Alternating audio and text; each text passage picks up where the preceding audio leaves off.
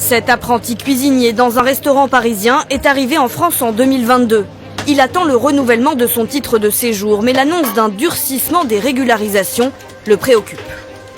Ouais, ça m'inquiète un peu quoi. Si le ministre dit ça, quoi, ça va être très compliqué pour nous quoi, pour vivre en France quoi. Dans cet établissement, ils sont 5 dans ce cas-là. La gérante n'imagine pas faire sans eux. Ils ont été formés à l'entreprise, on a une cuisine faite maison exigeante. Si du jour au lendemain, il va falloir se séparer d'eux, j'avoue que ça mettra en danger notre activité.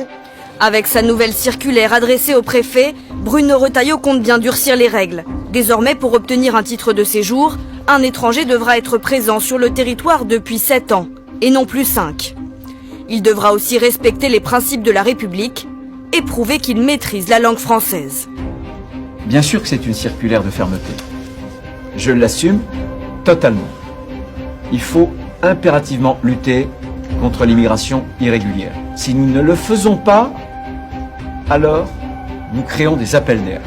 À Lyon, dans les allées de ce salon qui réunit tous les métiers de la restauration, c'est l'inquiétude qui domine car ce secteur emploie depuis toujours des immigrés.